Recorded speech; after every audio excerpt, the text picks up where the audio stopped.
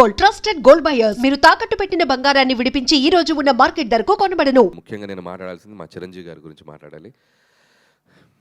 నేను ఈ కథ చాలామందికి తెలియని విషయం ఏంటంటే, నేను ప్రతి స్క్రిప్ట్ ఒక 2.5 months to 3.5 months పడుతుంది. నేను వైజాగ్ వెళ్ళి కూర్చొని, చాలామందికి తెలుసు, అక్కడ ఒక 2.5 నుంచి 3 months పడుతుంది ఒక కథ. విత్ డైలాగ్ వెర్షన్ అంటే 3.5 months పడుతుంది. చాలా సర్ప్రైజింగ్ థింగ్, చాలా షాకింగ్ థింగ్ ఏంటంటే, ఈ సినిమా ఫస్ట్ హాఫ్ 15 రోజులు, సెకండ్ హాఫ్ 10 రోజులు, అంటే 25 daysలో ఫినిష్ చేసినటువంటి స్క్రిప్ట్ ఇది.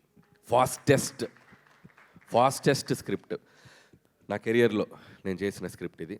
దానికి ఎందుకు ఇంత ఫాస్ట్గా అయింది అని మీరు అనుకుంటే, దానికి కారణం మెగాస్టార్ చిరంజీవి గారు.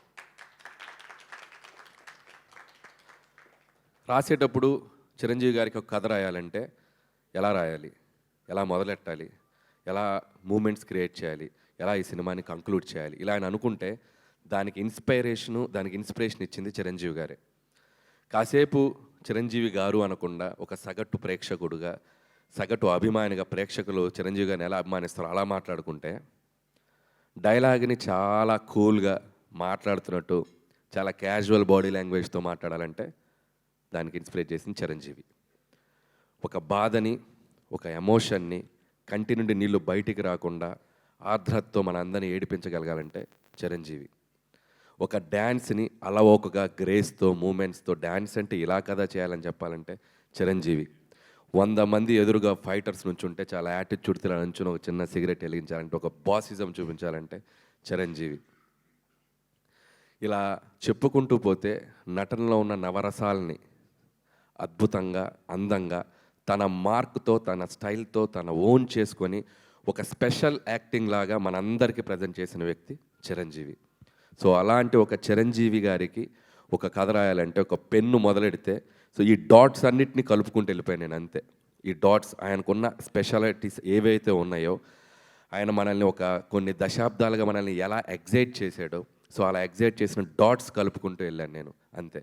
అందుకే అంత ఫాస్ట్గా వెళ్ళిపోయింది.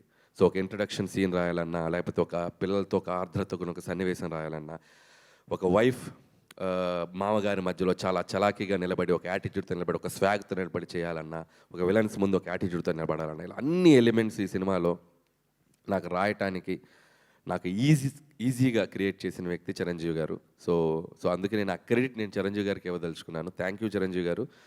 మీరు నాకు ఈ ఆపర్చునిటీ ఇచ్చి ఈరోజు దేశం నలుమూల, ప్రపంచం నలుమూల ఉన్న మెగా అభిమానులు అందరూ, ఆయనతో పాటు మెగా అభిమానులతో పాటు చిరంజీవి గారిని ఒక నటుడుగా అభిమానించే సగటు ప్రేక్షకులు అందరూ ఈ సినిమాని సెలబ్రేట్ చేసుకుంటున్నారు. ఎందుకంటే చిరంజీవి గారు అందరిని ఇచ్చిన ఒక మ్యాజిక్ ఈ సినిమాలో అడుగడుగున నాకు ప్రజెంట్ చేసే అవకాశం కల్పించారు చిరంజీవి గారు. వాళ్ళు చూపిస్తున్న ప్రేమ, అభిమానం నేను ఎప్పటికీ మర్చిపోలేను. ఇక మెగా ఫ్యాన్స్ అయితే నేను కనపడితే నన్ను లాక్కెళ్ళి కొంతమంది అయితే ముద్దు పెట్టేద్దామని చూస్తారు. అంత అభిమానం చూపిస్తున్నారు. అండ్ ట్విట్టర్లో కానీ, సోషల్ మీడియాలో కానీ, ప్రతి చోట వాళ్ళు చూపిస్తున్న అభిమానం నేను ఎప్పటికీ మర్చిపోలేను. ఇది అంత కుదిరిందంటే దానికి కారణం చిరంజీవి గారు.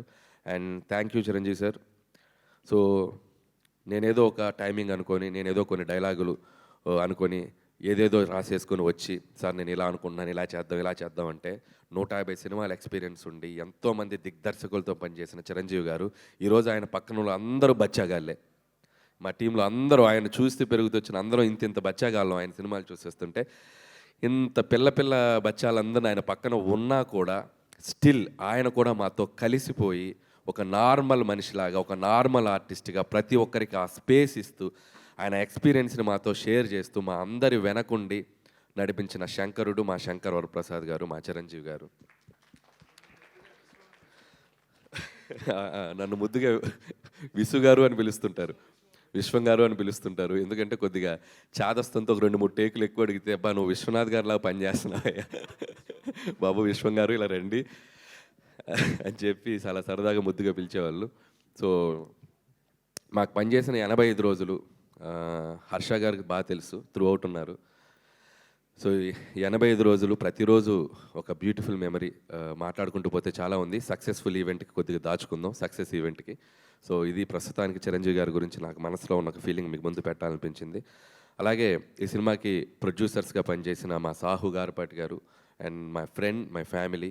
సో ఇందులో ఉన్న గొప్పతనం ఏంటంటే, ప్రపంచం అంతా చూడాలి ఈ గొప్పతనం చెప్పే ముందు రండి. ఈ గొప్పతనం ఏంటంటే, బాధ వచ్చినప్పుడు ఒకలాగే ఉంటాడు, సక్సెస్ వచ్చినప్పుడు ఒకలాగే ఉంటాడు. చూడండి, తొనకడు బెనకడు అదే ఎక్స్ప్రెషన్, అలా ఉంటారు అనమాట. అబ్బా నవ్వారు మీరు, చాలా హ్యాపీ. ఇంత పెద్ద బ్లాక్ బస్టర్ కొట్టాక అసలు అంతే సటిల్నెస్ మెయింటైన్ చేస్తారు. సో థ్యాంక్ యూ సాహు గారు, ఇంత పెద్ద బడ్జెట్ని, ఇంత స్టార్ క్యాస్ట్ని చాలా కూల్గా హ్యాండిల్ చేస్తూ మాతో పాటు మమ్మల్ని నడిపించినందుకు. అలాగే మా సుస్మిత కొనిదెల గారు, ఈ సినిమాకి ఇంకొక ప్రొడ్యూసర్. ఈ సినిమా సక్సెస్ అయ్యాక, సో నేను ప్రతి సినిమా సక్సెస్ అయ్యాక నాకు ఒక 2 రోజులు జోన్ అవుట్లో ఉంటా. ఏం జరుగుతుంది నా చుట్టూతా, పెద్ద హిట్ అయిపోయిందా, ఆమె సక్సెస్ అయిపోయిందిగా అని చెప్పి ఒక జోన్ అవుట్లో, ఒక ఏందో బ్రహ్మానందం మనీ సినిమాలో చూస్తే ఇలా నడుస్తుంటాడు కదా, ఇలా నడుస్తుంటా జోన్ అవుట్లో. సో అలాంటి జోన్ అవుట్లో కనపడిన ఇంకొక వ్యక్తి సుస్మిత గారు నాతో పాటు. ఆవిడ కూడా ఒక జోన్ అవుట్లో, ఏంటి డాడీతో ఇంత పెద్ద హిట్ కొట్టాను నేను, అయ్య బాబాయ్. సో అలాంటి జోన్ అవుట్లో కనబడుతూ ఇద్దరం క్లాష్ అయ్యాం ఒకరోజు. సేమ్ ఫీలింగ్ కదా, నాకు సేమ్ ఫీలింగ్. ఎందుకంటే నేను ఆ ఫీలింగ్ నేను ఎక్స్పీరియన్స్ ఉన్నాను కాబట్టి, ఆ ఫీలింగ్ తాలూకు వెనక ఉన్నటువంటి ఒక దీన్ని నేను అర్థం చేసుకోగలను. వాళ్ళ నాన్నగారితో ఎప్పటికైనా ఒక అద్భుతమైన సినిమాలో తన పేరు ప్రొడ్యూసర్గా ఉండాలనుకునే ఒక యాంబిషన్కి ఒక రైట్ ప్రాజెక్ట్, ఒక రైట్ ప్రొడక్ట్ పడి ఈరోజు ఆవిడ యాంబిషన్, ఆవిడ డ్రీమ్ నెరవేరినందుకు సో మీకు కూడా కంగ్రాచులేషన్స్. ముందు ఇంకా చాలా మంచి సినిమాలు తీయాలని కోరుకుంటున్నాను.